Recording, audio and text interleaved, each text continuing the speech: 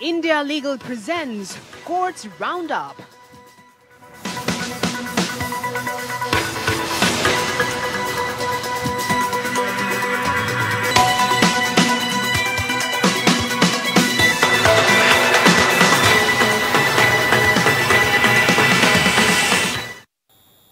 नमस्कार, courts roundup में आप सभी का स्वागत है। मैं हूं आपके साथ रेशु त्यागी।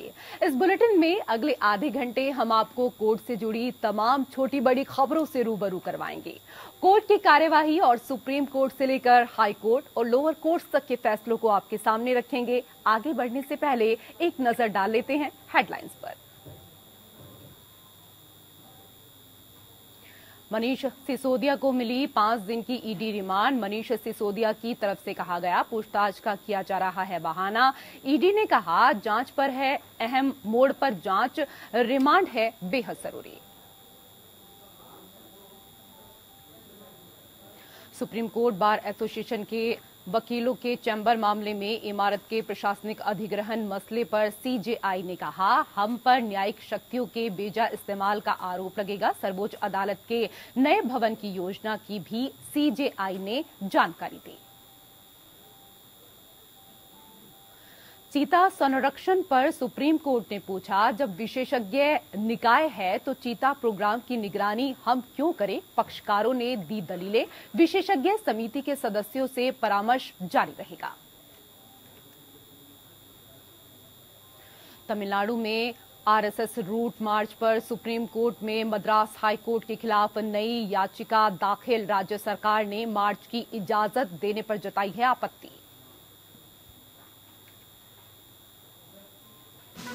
India Legal presents Courts Roundup.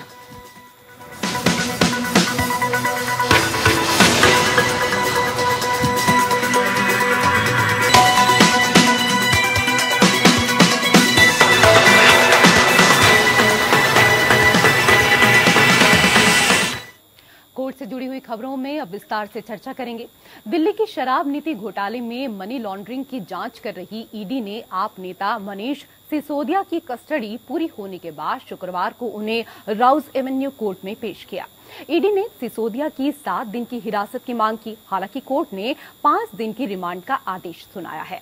अब सिसोदिया को 22 मार्च की दोपहर में कोर्ट में पेश किया जाएगा। वहीं कोर्ट ने अपने आदेश में मनीष सिसोदिया को अपने घरेलू खर्चों के लिए चेक पर हस्ताक्षर करने और जब्त किए गए बैंक खातों के इस्तेमाल की भी अनुमति दी है। वहीं आप सांसद संजय सिंह ने आरोप लगाया कि ईडी ने आधारहीन रिमांड ली है। उन्होंने आगे कहा कि मनीष सिसोदिया के साथ आतंकवादी से भी बदतर सलूक किया जा रहा है। इससे पहले सुनवाई के दौरान सिसोदिया के वकील ने दावा किया कि पूछताछ के नाम पर एजेंसी सिर्फ उन्हें इधर उधर बैठाती है। 7 दिन में सिर्फ 11 घंटे पूछताछ की गई है।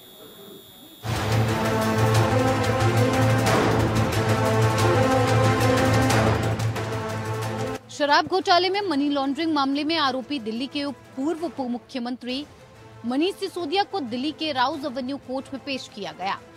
ईडी ने सिसोदिया की 7 दिन की और रिमांड मांगी है। ईडी ने आरोप लगाया कि मोबाइल के डेटा के साथ छेड़छाड़ हो रही है और इसका डेटा निकाला जा रहा है। सुनवाई के बाद कोर्ट ने सिसोदिया को और 5 दिन रिमांड पर भेजा।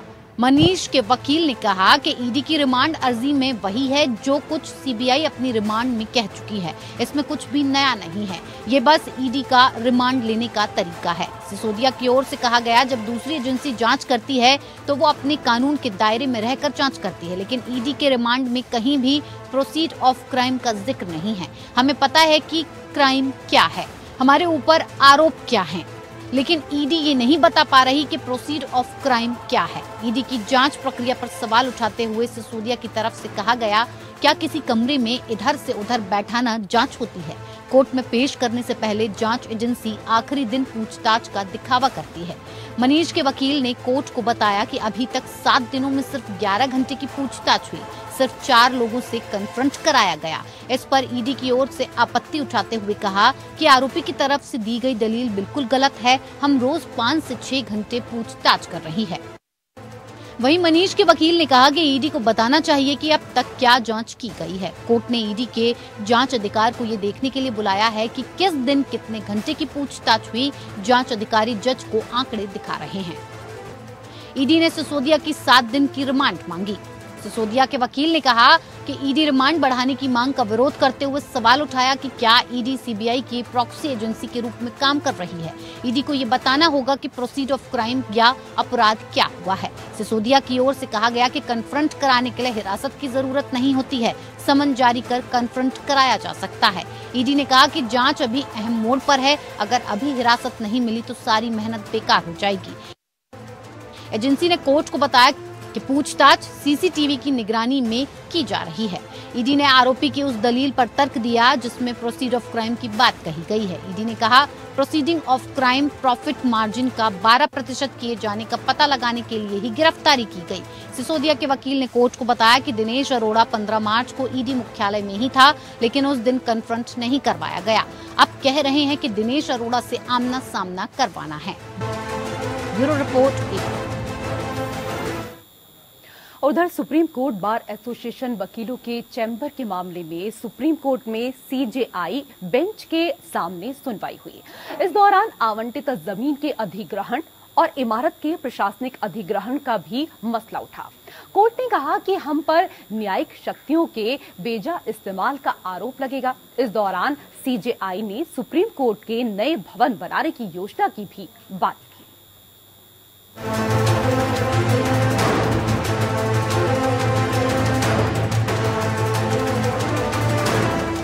सुप्रीम कोर्ट बार एसोसिएशन या एससीबीए द्वारा सुप्रीम कोर्ट को आवंटित 1.33 एकड़ जमीन को वकीलों के चैम्बर ब्लॉक में तब्दील करने की मांग के मामले में सर्वोच्च अदालत में सुनवाई हुई। सीजेआई की अध्यक्षता वाली स्पेशल बेंच के सामने एससीबीए की ओर से दाखिल की गई इस याचिका पर सुनवाई के दौरान एससीबीए की तरफ से वरिष्ठ वकील विकास सिंह ने कहा कि वकीलों के भविष्य की बेहतर स्थिति के लिए सुप्रीम कोर्ट इसमें हस्तक्षेप कर सकता है। कोर्ट हमारी याचिका पर नोटिस जारी करने पर विचार कर सकता है। इसके लिए हम कोर्ट के आभारी रहेंगे। जस्टिस संजय किशन कौल ने पूछा कि क्या हम और बिल्डिंग्स का अधिग्रहण कर सकते हैं। वहीं विकास सिंह ने दिल्ली हाई कोर्ट का जिक्र करते हुए कहा कि दिल्ली हाई कोर्ट ने ऐसी कई बिल्डिंग का अधिग्रहण किया है। इस पर जस्टिस कौल ने कहा कि ये प्रशासनिक पहलू पर लिया गया निर्णय था। जस्टिस कौल ने कहा कि हम वकीलों की बात समझते हैं, लेकिन क्या हम किसी आवंटित जमीन को ऐसे ही ले सकते हैं? हम सभी इसके हित धारक हैं। इस इमारत को एक विशेष समयावधि के लिए बनाया गया था और अब हम इसे सिर्फ इसलिए बदलना चाहते हैं क्योंकि वर्तमान में इस व्यवस्था में चल पाना संभव नहीं है। सीजेआई ने कहा कि इस मुद्दे को हम सरकार को बता सकते हैं और प्रशासनिक पहलू से इसमें बदलाव किया जा सकता है। सीजेआई वकील हमारी संस्था का हिस्सा है और हमें उनकी जरूरत है, लेकिन क्या हम वकीलों के लिए इस तरह से अपनी न्यायिक शक्तियों का इस्तेमाल कर सकते हैं? उन्होंने कहा कि ऐसा करने पर फिर उंगलियां उठेंगी कि हम लाभ के लिए अपनी न्यायिक शक्तियों का इस्तेमाल कर रहे हैं। सीजेआई ने कहा कि सरकार के पास संदेश नहीं जाना चाहिए कि हम उन्हें अपने लाभ के लिए ही काम के लिए मजबूर कर रहे हैं। इस पर विकास सिंह ने सहमति जताते हुए कहा कि मैं समझता हूं कि मामला क्या है, लेकिन इस पर चर्चा शुरू की जानी चाहिए। सीजेआई ने कहा कि हम सुप्रीम कोर्ट के लिए नए भवन के लिए विचार कर रहे हैं जो अगले 75 से 100 वर्षों तक चल सकता है और हम चाहते हैं कि उसमें बार को उचित स्थान मिल सके। लोक निर्माण विभाग की योजना पहले ही बन चुकी है, इसकी ड्राइंग भी तैयार है। हम निर्माण और भूमिगत पार्किंग आदि की जांच करने के लिए दिल्ली हाई कोर्ट भी गए थे। जस्टिस कौल ने कहा कि हम काम पर हैं, लेकिन हमने ये सब प्रशासनिक तरीके से किया है। वहीं जस्टिस नरसिम्हन ने भी कहा कि इन विषयों के प्रशासनिक पहलू अधिक सुचारू रूप से किए जा सकते हैं। सीजेआई ने कहा कि हम वकीलों की आवश्यकताओं के बारे में जानते हैं, आप भरोसा रखें, हम इस पर विचार कर रहे हैं। मामले पर सुनवाई के बाद सीजेआई ने कोई आदेश जारी नहीं किया। ये जरूर कहा कि इस मुद्दे पर आप लोगों की दलीलों पर भी विचार किया जाएगा। सुप्रीम कोर्ट बार एसोसिएशन अध्यक्ष विकास सिंह ने याचिका दाखिल की है। याचिका में 1.33 एकड़ जमीन को स्थानांतरित करके बार एसोसिएशन को आवंटित करने के लिए कहा गया है ताकि उस पर वकीलों के चैम्बर बनाए जा सके। Bureau report.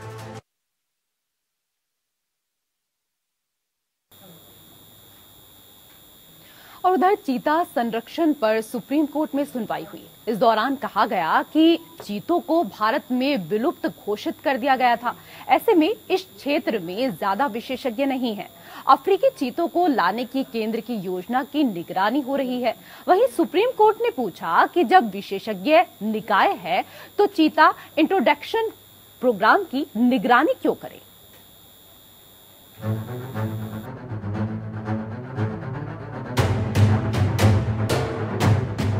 सुप्रीम कोर्ट की हरित पीठ ने चीतों के महत्वाकांक्षी प्रोजेक्ट के संबंध में राष्ट्रीय बाघ संरक्षण प्राधिकरण को मार्गदर्शन और निर्देशित करने के लिए गठित विशेषज्ञ समिति द्वारा दायर आवेदन पर सुनवाई करते हुए कहा, चीता इंट्रोडक्शन प्रोग्राम को लेकर हम प्रशासक बन गए हैं। Justice B.R. गवई और जस्टिस विक्रमनाथ की खंडपीठ ने अदालत द्वारा नियुक्त समिति को नवीनतम घटनाक्रमों से अवगत कराने और उनकी सलाह और प्रस्तुतियां स्वीकार करने के लिए वैधानिक निकाय को निर्देश देने की याचिका पर सुनवाई कर रहे थे। चीता को अफ्रीका महाद्वीप से भारत में लाने की केंद्र की योजना में हस्तक्षेप करने के लिए मजबूत अस्वीकृति का संकेत दिया। अदालत द्वारा नियुक्त समिति की ओर से सीनियर एडवोकेट प्रशांतो चंद्र सेन ने हालांकि तर्क दिया कि NTCA चीतों के स्थानांतरण के लिए अफ्रीकी अधिकारियों के साथ बातचीत में सीधे तौर पर शामिल नहीं है। यही कारण है कि उन्होंने दावा किया कि विशेषज्ञ निकाय अदालत द्वारा नियुक्त किया गया। जस्टिस विक्रमनाथ ने जवाब दिया, अगर NTCA बाघों से निपट सकता है तो वे चीतों से निपट सकते हैं। इसके जवाब में सेन ने बताया कि अदालत द्वारा नियुक्त निकाय को डॉक्टर रंजीत सिंह चीता के क्षेत्र में प्रसिद्ध विशेषज्ञ और केंद्र सरकार में वन्यजीव संरक्षण के निदेशक के रूप में कार्य करने वाले सेवानिवृत्त IAS अधिकारी द्वारा नियुक्त किया गया। चीतों को भारत में विलुप्त घोषित कर दिया गया था, इसीलिए इस क्षेत्र में ज्यादा विशेषज्ञ नहीं हैं। सेन ने इस बात पर भी जोर दिया कि विशेषज्ञ समिति के सदस्यों के अनुबंध की शर्तों ने संकेत दिया कि उनसे परामर्श किया जाना जारी रहेगा। सेन ने जवाब दिया, इसमें कुछ भी प्रतिकूल नहीं है। मैं केवल ये बताना चाहता हूं कि इस अदालत का निर्देश है कि कोई भी कार्रवाई करने से पहले विशेषज्ञ समिति को जानकारी देना अनिवार्य है। जस्टिस गवई ने दृढ़ता से समझाया कि ये आदेश उस समय प्रचलित कुछ चिंताओं को कम करने के लिए पारित किया गया। उन परिस्थितियों में NTCA को अनुमति के लिए सुप्रीम कोर्ट का दरवाजा खटखटाने का निर्देश दिया गया। अदालत ने ये तय करने की समिति जिम्मेदारी का निर्वहन किया कि अनुमति दी जानी है या नहीं। इसके बाद शीर्ष कानून अधिकारी ने पीठ को बताया कि केंद्र सरकार अदालत द्वारा नियुक्त विशेषज्ञ समिति की देखरेख की कल्पना करते हुए पहले के आदेश को वापस लेने के लिए आवेदन दायर करने का इरादा रखती है। पीठ शुक्रवार 28 मार्च को आगे के निर्देशों के लिए मामलों को सूचीबद्ध करने का निर्देश देते हुए विशेषज्ञ निकाय द्वारा वर्तमान याचिका के साथ आवेदन पर सुनवाई करने पर सहमत हुई। 29 जनवरी 2020 को न्यायालय ने भारत के क्षेत्र में अफ्रीकी चीतों को पेश करने की केंद्र की योजना की निगरानी और सर्वेक्षण के लिए विशेषज्ञों की समिति गठित करने का आदेश पारित किया। Bureau report APN news. Supreme court को तमिलनाडु में राष्ट्रीय स्वयंसेवक संघ द्वारा प्रस्तावित रूट मार्च से संबंधित विवाद में राज्य सरकार ने शुक्रवार को सूचित किया कि उसने मद्रास हाई कोर्ट द्वारा एकल रूप से पारित मूल आदेश के खिलाफ एक नई विशेष अनुमति याचिका दायर की है। पीठ ने 22 सितंबर 2022 को संगठन को जुलूस निकालने की अनुमति दी। 10 फरवरी को मद्रास हाई कोर्ट की खंडपीठ द्वारा पारित आदेश के खिलाफ राज्य सुप्रीम कोर्ट के समक्ष आया। इस आदेश में RSS के जुलूसों के लिए एकल पीठ द्वारा लगाई गई शर्तों को रद्द कर दिया गया था। RSS द्वारा दायर एक अवमानना याचिका पर सुनवाई करते हुए सितंबर 2022 में पारित मूल आदेश को संशोधित करते हुए नवंबर 2022 में एकल पीठ द्वारा शर्तें लगाई गई थी। पिछली सुनवाई के दौरान पीठ ने कहा कि 4 नवंबर 2022 को एकल न्यायाधीश ने 29 सितंबर 2022 को पारित पहले के आदेश को संशोधित करके अतिरिक्त शर्तें लगाई। पहले आदेश की अवहेलना की गई। पीठ ने पूछा कि क्या एकल पीठ अवमानना शक्ति का प्रयोग करते हुए मूल आदेश को संशोधित कर सकती है। तकनीकी दिक्कतों को दूर करने के लिए राज्य ने अब सितंबर 2022 के आदेश के खिलाफ ताजा SLP दायर की है। राज्य की ओर से पेश सीनियर एडवोकेट मुकुल रोहतगी ने जस्टिस V रामा सुब्रमण्यन और जस्टिस पंकज मित्तल की पीठ को सूचित किया कि नई SLP को आज सूचीबद्ध नहीं किया गया है और मामले को स्थगित करने का अनुरोध किया गया। ताकि दोनों याचिकाओं पर एक साथ विचार किया जा सके। आरएसएस की ओर से पेश वकील ने स्थगन के अनुरोध का यह कहते हुए विरोध किया कि राज्य पिछली बार वैकल्पिक मार्गों पर प्रस्ताव देने पर सहमत हो गया था। पीठ ने मामले को 27 मार्च तक के लिए टालने पर सहमति जताई।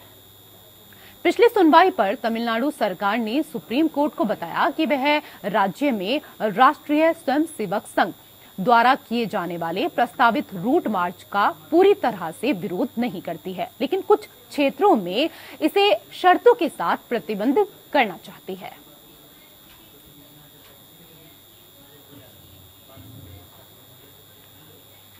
उधर गुजरात हाईकोर्ट ने 2 दशक पुराने रेप के एक मामले में स्थानीय अदालत द्वारा सुनवाई गई आजीवन कारावास की सजा के खिलाफ आसाराम की अपील को स्वीकार किया।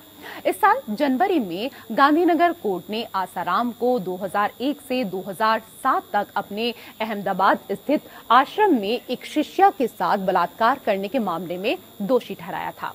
कोर्ट ने आसाराम पर 10,000 का जुर्माना लगाया था। इसके साथ पीड़िता को मुआवजे के तौर पर 50,000 देने का निर्देश दिया गया। 2013 की बात है जब गुजरात के सूरत जिले की एक लड़की जो आसाराम की भक्त थी ने आरोप लगाया कि 2001 में उसके अहमदाबाद स्थित आश्रम में उसके द्वारा बार बार बलात्कार किया गया था। अपनी सजा को चुनौती देते हुए उसने उच्च न्यायालय का रुख किया। गुरुवार को उनकी अपील पर सुनवाई करते हुए जस्टिस S.H. वोरा और जस्टिस मोना M. भट्ट की बेंच ने अंतिम सुनवाई के लिए अपील को स्वीकार कर लिया। सूरत की रहने वाली एक महिला ने अक्टूबर 2013 में आसाराम और 7 अन्य के खिलाफ बलात्कार और अवैध तरीके से कैद रखने का आरोप लगाते हुए मामला दर्ज कराया था। एक आरोपी के मुकदमा लंबित रहने के दौरान मौत हो गई। जुलाई 2014 में मामले में आरोप पत्र दायर किया गया था। आसाराम वर्तमान में एक अलग बलात्कार के मामले में जोधपुर की सेंट्रल जेल में आजीवन कारावास की सजा काट रहा है, जिसमें उसे वर्ष 2018 में दोषी ठहराया गया था। उसे वीडियो कॉन्फ्रेंसिंग मोड के माध्यम से गांधीनगर अदालत में पेश किया गया था। आसाराम एक अन्य बलात्कार के मामले में दोषी ठहराए जाने के बाद वर्तमान में जोधपुर जेल में है। सूरत की अदालत ने नारायण साईं के खिलाफ एक अलग मुकदमा चल रहा है। 2 बहनों ने आसाराम और उनके बेटे के खिलाफ शिकायत दर्ज कराई थी, जिसमें आरोप लगाया गया था कि 1997 से 2006 के बीच आसाराम और उनके बेटे द्वारा संचालित मोटेरा आश्रम में उनके साथ बलात्कार किया गया था। छोटी बहन ने नारायण साई और बड़ी ने आसाराम के खिलाफ शिकायत दर्ज कराई थी।